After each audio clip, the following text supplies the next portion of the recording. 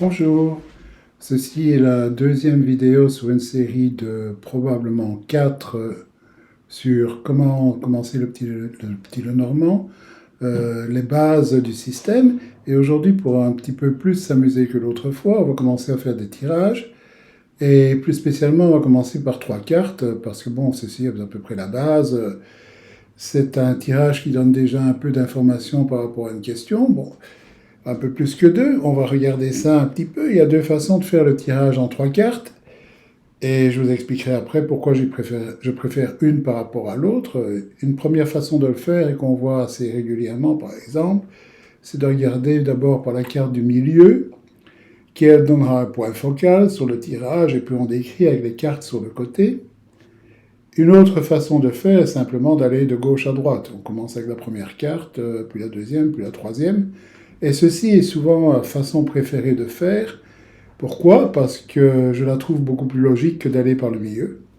Après tout, si je lis un livre ou je regarde un film à la télé ou quoi, je commence au début et puis je vais vers le milieu, puis je vais vers la fin. Je ne commence jamais un livre, par exemple, un article par le milieu. Je commence par le début. Donc pour moi, c'est beaucoup plus logique d'aller dans ce sens du début vers la fin.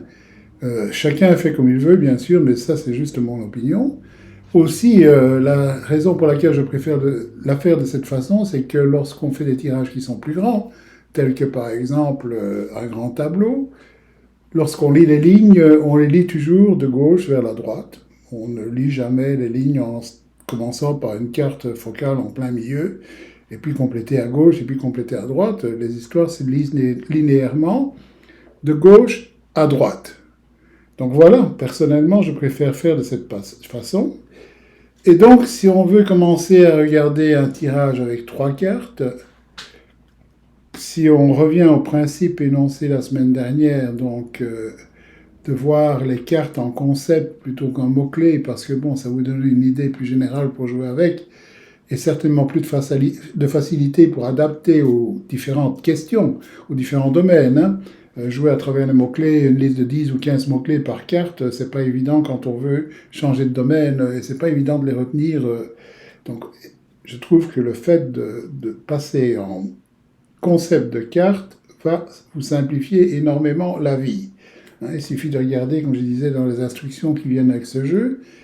Vous avez des définitions qui sont vraiment excellentes, et à partir de ces définitions, vous pouvez essayer d'extrapoler pour faire ce concept pour chaque carte. Donc ici, on va prendre 3 cartes et on va poser des questions dans différents domaines et voir un petit peu comment on peut y répondre. Et bon, je voudrais vous dire, j'ai choisi les cartes parce que bon, il y a des cartes qui posent parfois problème, on voit un peu partout. Et donc j'ai choisi une d'elles, par exemple, c'est l'ours en plein milieu ici du tirage. Pourquoi l'ours? Parce que l'ours a tellement de définitions qu'en général, les gens ne savent pas trop comment s'en servir. On voit souvent un peu partout l'ours, bon, il y en a qui disent que c'est l'argent. Ça, c'est pas parce que c'est l'ours, c'est pas dans son concept, c'est plus parce que c'est le 10 de trèfle en cartomancie, mais enfin ça, on pourra en revenir un jour. Donc l'ours, il y en a qui parlent d'argent, il y en a qui parlent de puissance, il y en a qui parlent de jalousie, d'autres qui disent que c'est la mère ou une personne plus âgée, d'autres qui parlent de jalousie en amour, de le chef au travail, etc. Il y a tellement de définitions que parfois c'est un peu compliqué de voir comment on peut les adapter à différents domaines. Mais bon, je dois dire qu'au départ,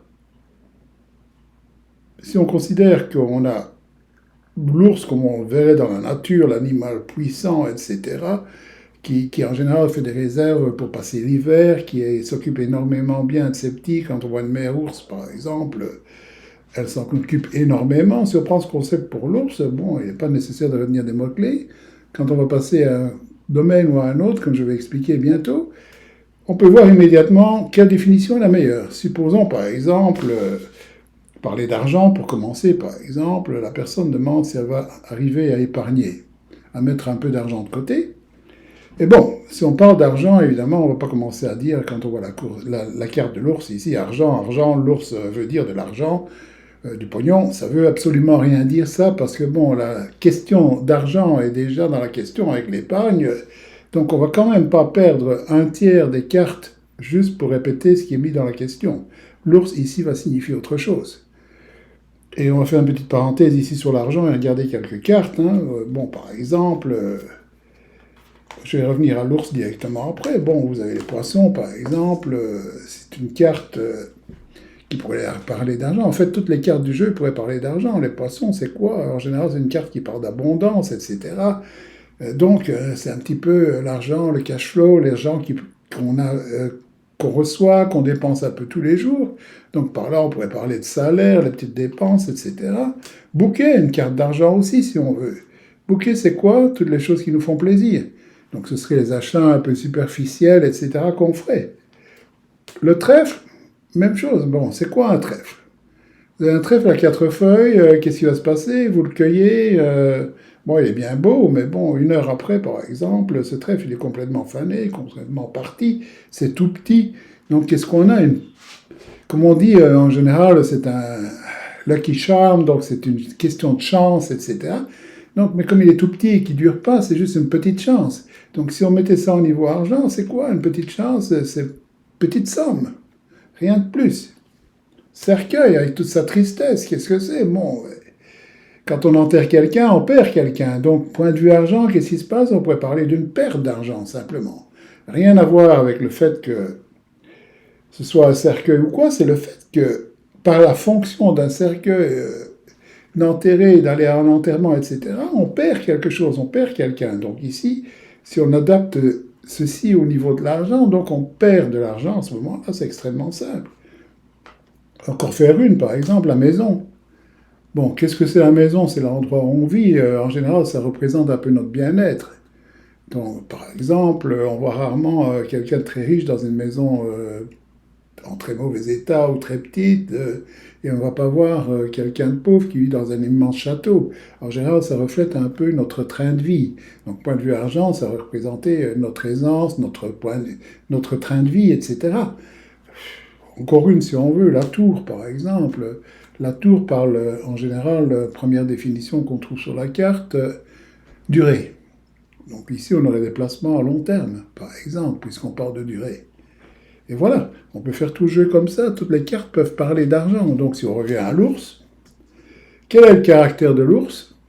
Que ferait l'ours avec de l'argent, ou si on prend un peu par analogie des réserves, etc. L'ours va accumuler et mettre de côté pour l'hiver et pour les moments un peu plus durs. Donc ici, qu'est-ce qu'on pourrait parler? Si on accumule, etc., c'est accumuler les choses. Donc c'est peut-être plus aller vers les comptes d'épargne ou à long terme, etc., puisque on accumule pour plus tard.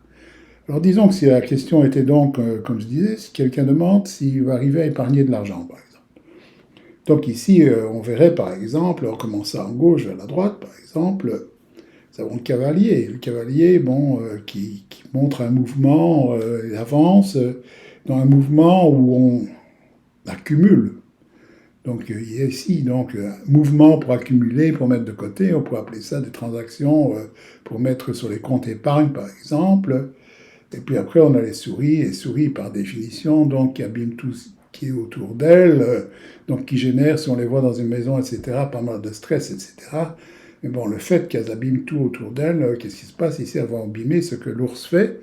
Donc, bon, toutes ces transactions, tous ces mouvements financiers pour mettre de côté ici, on se retrouvait en train de s'éroder avec les souris, donc en train de rediminuer ce qui a été mis de côté. Donc ici, le point de vue épargne, on n'est pas vraiment en bon état, puisque, bon, toutes les belles transactions qu'on est en train de faire pour mettre de côté, à la fin, tout ce qui est arrivé sur le livret avec les souris, on va aller les rechercher tout doucement.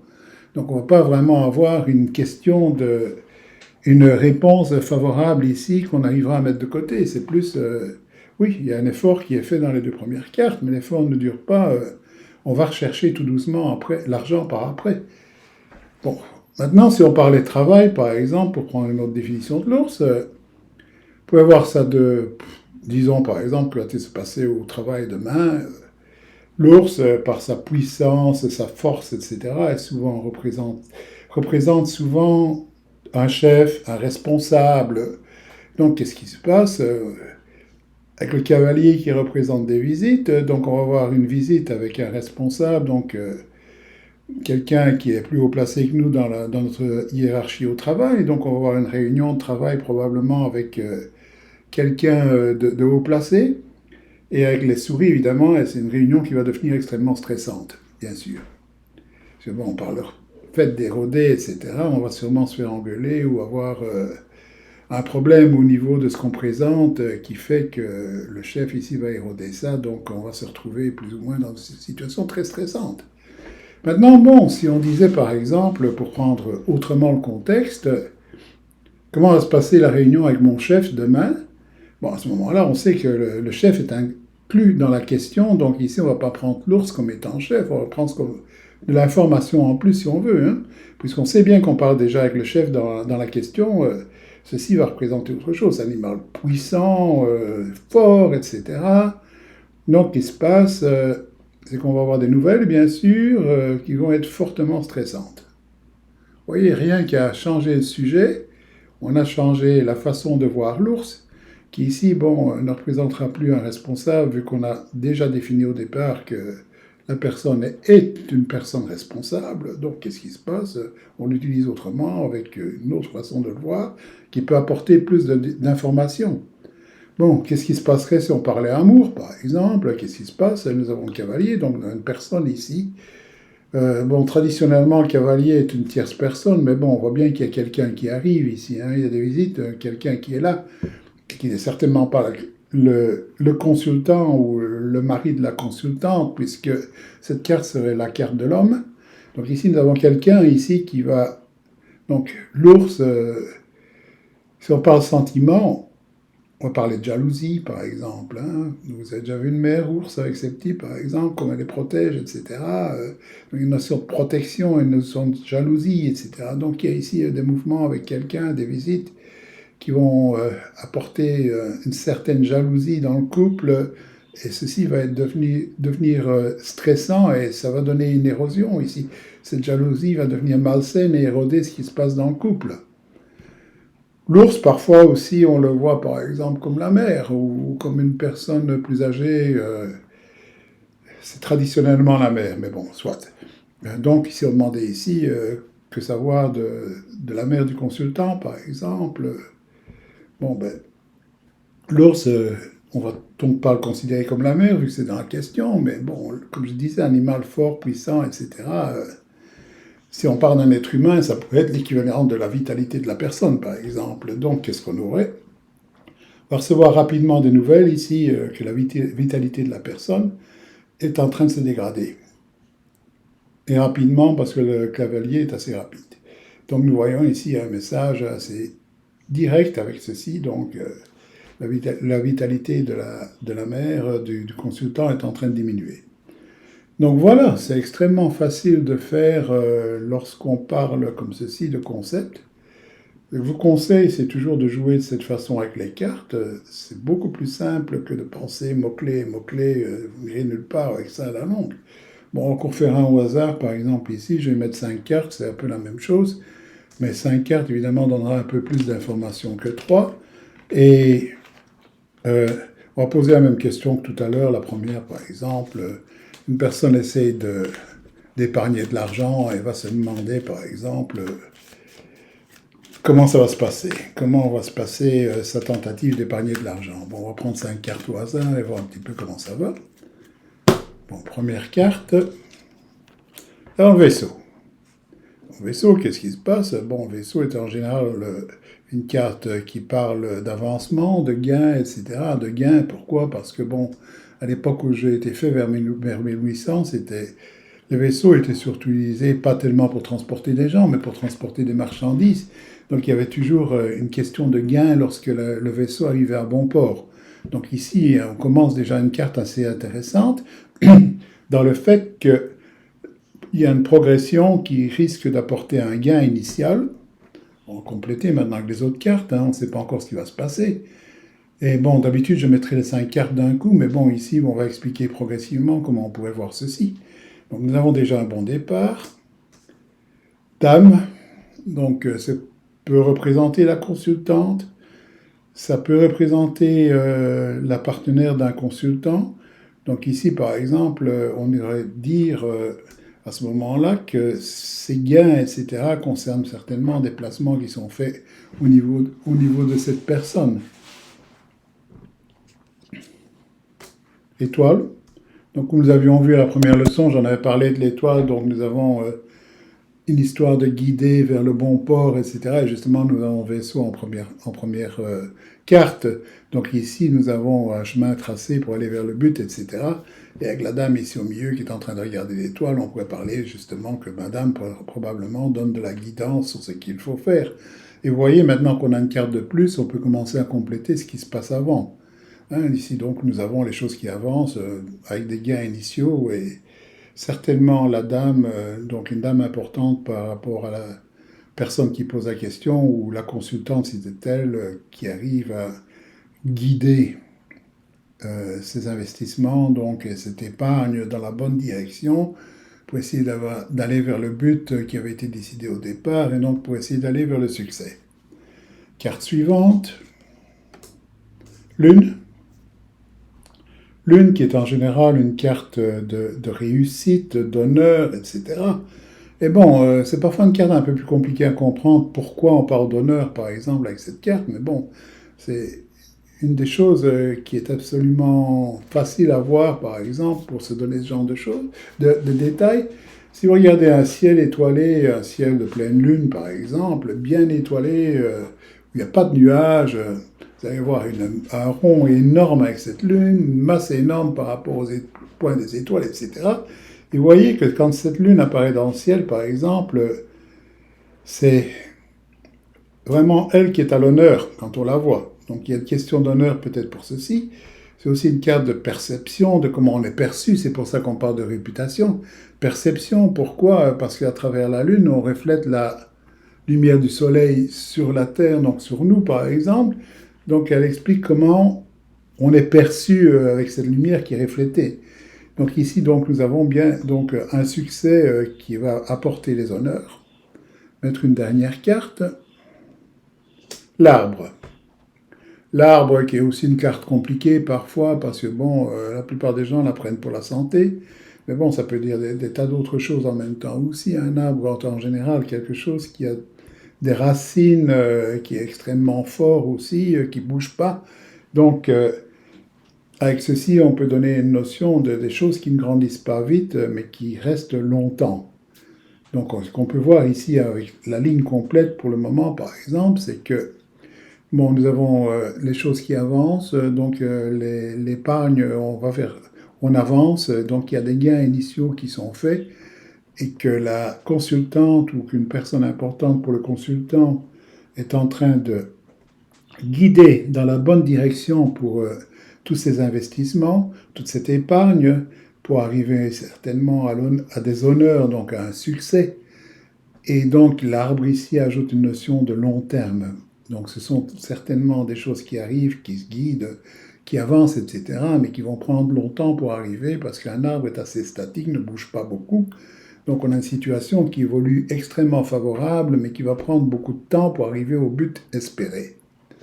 Voilà, j'espère que cela vous a plu. La prochaine fois, on parlera d'une chose assez importante aussi, ce sont toutes les cartes, ce qu'on appelle les significateurs. Donc les cartes qui indiquent dans quel domaine on parle, etc. Et on essaiera d'expliquer un petit peu comment les utiliser et quand les utiliser surtout. Merci beaucoup, à la semaine prochaine.